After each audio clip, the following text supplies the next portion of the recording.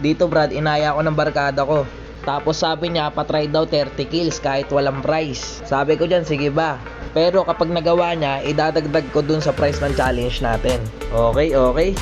Pero bago ang lahat, pakilala muna natin yung magiging bida natin. Eto siya boss.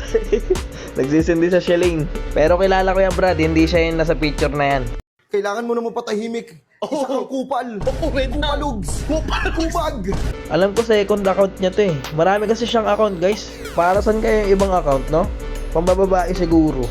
Ayan na nga ba sinasabi ko sa'yo tuloy. Ano ginagawa mo sa buhay mo? Ayan na. Isang account lang kasi Brad. Masyado ka nagpapahalata eh.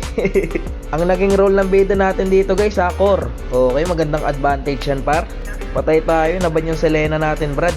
Yun lang, trip ko pa naman mag-Selena. Ano kaya gagamitin natin dito? Tanong na lang natin siya kung anong gusto niyang rogue. Oh, ikaw bahala na. Siyempre tank. Siyempre tank. Pakita mo nga ako ng tigril mo. Di pa kita nakikita na mag-tigril rush eh. Alam mo naman ako kaya madali akong kausap. Hindi pa tapos yung sinasabi mo, na-pick ko na. Sorry! Okay! Papakitaan ka ng 16 matches, 31 win rate, tapos naka marksman emblem. Kung 30 kills, dapat hati-hati sila. 5 kill ko kay Novaria, 5 kill kay Florin. May yabang din talaga sa katawan eh. Binibilang ko lang ang ilan yung magiging best sa kanila. Mukha nga pre, makakarami sila sa'yo. Ang sasakit ng kalaban no. Tapos nag-Nolan ka pa Brad. Tanginan lambot mo niyan tol. Pero wag kang mag-alala, nandito yung tigril ko para sa'yo. Okay, simulan na natin. Sinasabi ko sa'yo wala sa win rate yan par. Wala rin sa matches yan. Basta lagi kang solo Brad. Matututo ka kahit anong hero. Eto ang tigril oh. 16 matches. Pero tignan mo naman ginagawa ko dyan Brad. Ganyan kasi napapanood ko sa mga random. Made-delay to boss. Ako nagsasabi sa'yo. O diba? Makukuha mo pa yung red ng kalaban. Ganyan ako mag-tigril Brad. Walang tapon. Papakitaan ko mamaya mag-set to par. Eto Brad oh, sayang to. Nasaan na yung bida natin? Ayan na oh. Yun lang, nakukuhaan siya. Pero ayos lang, maaga pa naman. Ay, hinabol niya pala Brad. Mapapatay niya kaya? Ayun, nakuha niya yung unang kill niya guys. So meron na siyang isang kill sa loob ng 2 minutes. Not bad, not bad. Maaga pa naman. Tignan nyo naman kung paano ko mag-tigril dyan boss. Papaalala ko lang ha, 16 matches po. At merong 31 win rate. Saan ka pre? Ako po, huwag kang umiwalay sa akin Brad. Nagamit ko kasi flicker ko eh. Pero ito oh, huli dalawa tol oh. Yun lang, nakagaw ko isa. Pero ayos lang, patay mo ba? Walang iya, wala kang damage pre. Putang ina mo. Matigas talaga yun tol, kahit early. Ang mali dito ng bida natin par, lagi siyang malayo sa akin.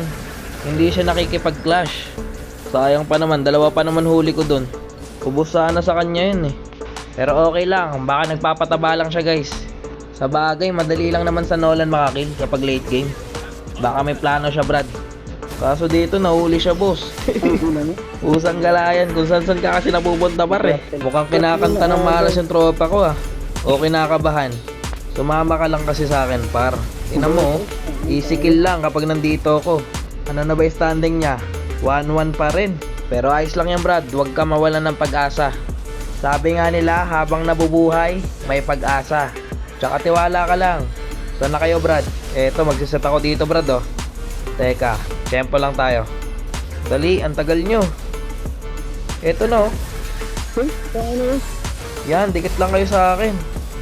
O diba, nakakill ka? Isang ganun. Ano pre, mukhang nagulat ka sa tigril ko no? Basta dikit ka lang sa akin pre.